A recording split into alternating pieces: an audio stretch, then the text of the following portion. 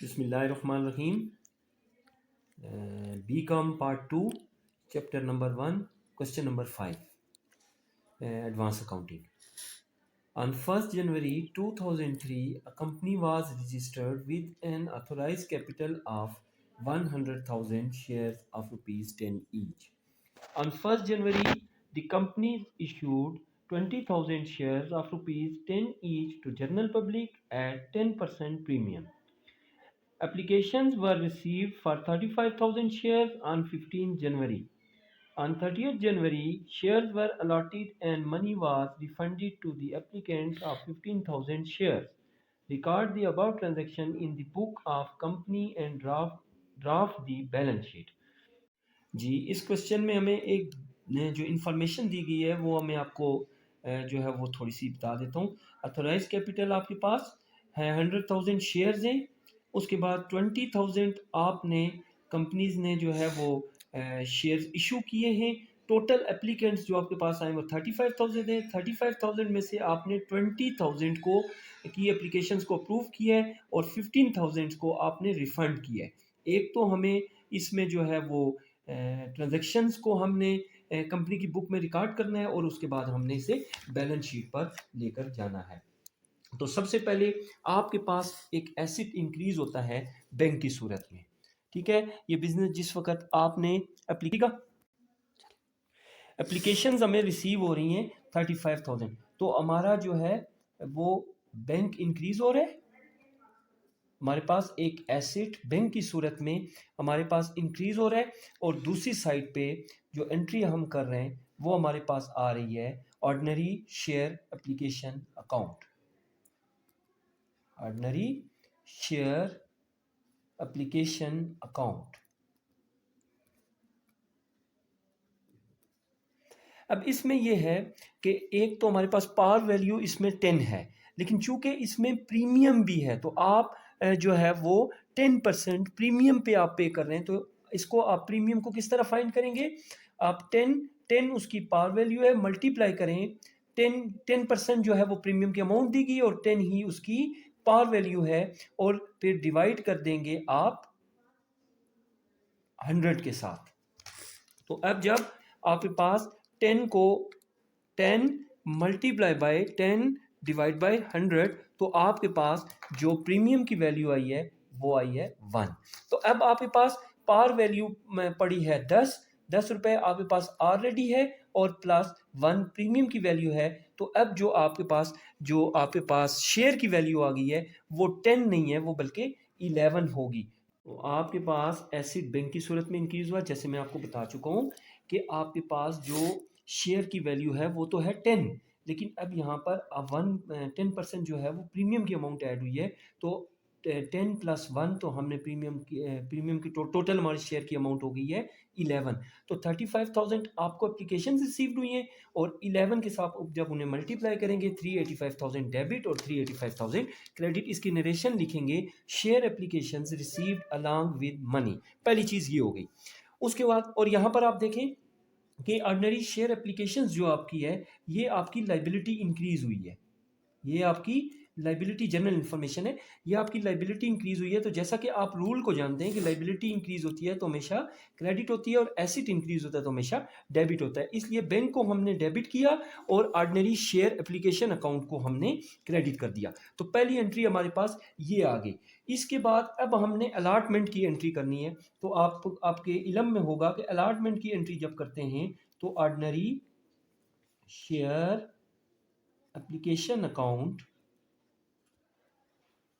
को हम डेबिट करते हैं और रिवर्स सेकंड जो हमारे पास अकाउंट इन्वॉल्व होता है वो होता है ऑर्डिनरी शेयर कैपिटल अकाउंट।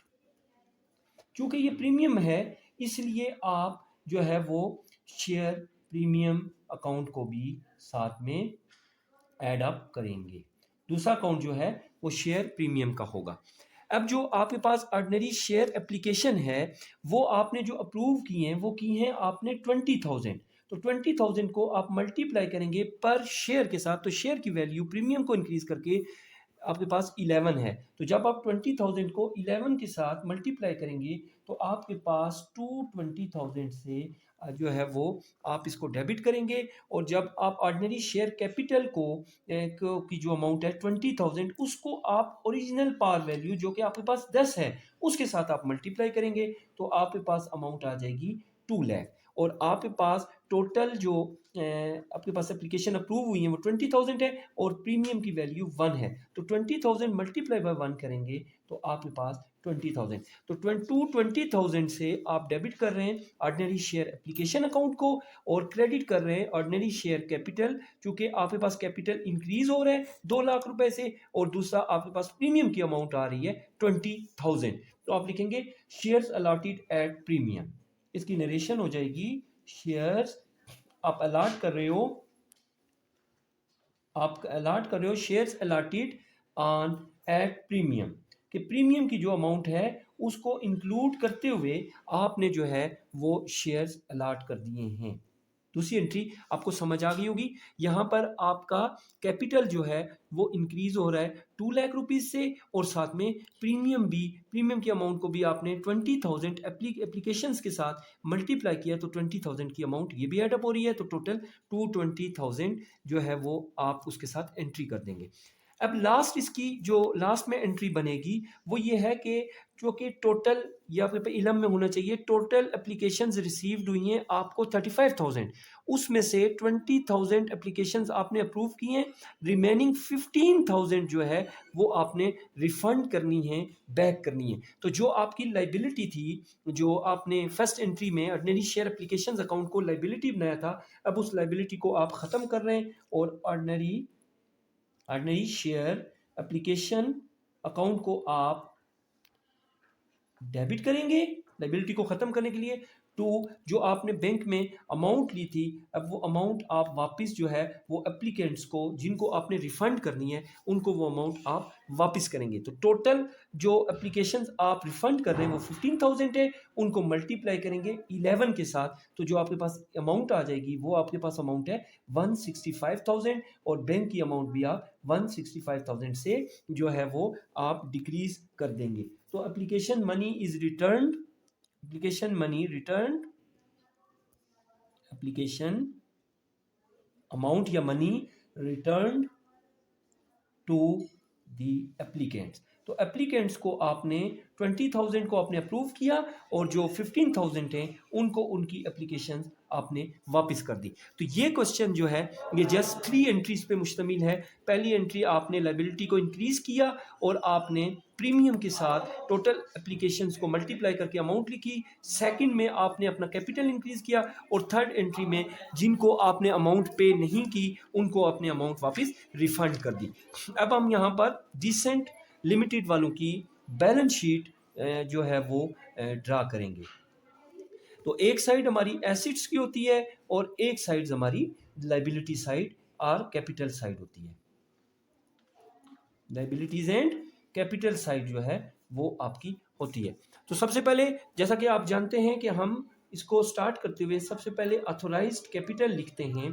तो ऑथोराइज्ड कैपिटल की अमाउंट आपके पास पड़ी हुई है। ऑथोराइज कैपिटल की अमाउंट है आपके पास 100,000 शेयर्स। तो आप 100,000 शेयर्स को मल्टीप्लाई कर देंगे 10 ईच के हिसाब से, तो आपके पास 10 लाख रुपए की अमाउंट आपके पास ऐड हो जाएगी। तो 10 लाख रुपए जो है वो अमाउंट आपके पास ऐड हो गई है। उसको आपने किस तरह से किया है, 1 लाख शेयर्स थे उनको आपने मल्टीप्लाई किया है 10 के साथ। ये आपका अथोराइज कैपिटल है। इसके बाद नेक्स्ट आप यहाँ पर इस साइड पे लिखेंगे issued and paid up capital, issued and paid up capital. जी issued and paid up capital आप लिखेंगे तो आपने total number of shares 20,000 shares issue किए हैं, तो उनका रेट जो था वो 10 ईच है। तो जब 20,000 को मल्टीप्लाई करेंगे 10 के साथ तो 2 लाख की अमाउंट आएगी। इसके अलावा जो दूसरी चीज़ हम यहाँ पर ऐड करेंगे वो आपकी रिजर्व की अमाउंट है। तो रिजर्व की अमाउंट आपके पास कितनी आती है, टोटल नंबर ऑफ शेयर्स आपके पास उसी तरह से 20,000 है और आपके पास जो शेयर प्रीमियम की अमाउंट है इसमें आप शेयर प्रीमियम ऐड करेंगे। शेयर प्रीमियम की अमाउंट है वो 1 है। तो 20,000 को जब 1 के साथ आप मल्टीप्लाई करेंगे तो आपके पास 220 आंसर आ जाएगा। इसी तरह आप एसिड साइड पर जब जाएंगे तो एसिड साइड पर आपके पास जो बैंक का बैलेंस होगा, जो आपने शेयर कैपिटल इंक्रीज किया था जो प्रीमियम के समेत में, तो वो आपके पास 220,000 आएगा था। तो एक ही अकाउंट है, बैंक बैलेंस आपने इंक्रीज किया है, वो आपका ऐड हुआ था 220,000 के साथ। अब जब हम नीचे जाकर इनका बैलेंस करेंगे तो दोनों साइड्स जो आपकी बैलेंस शीट की आ जाएंगी, acid side and liability and capital side, वो आपकी आ गई है 220,000। तो ये क्वेश्चन यहाँ पर एंड हो जाता है। इसलिए आपने इस क्वेश्चन को अच्छे तरीके से करना है और समझने की कोशिश करनी है।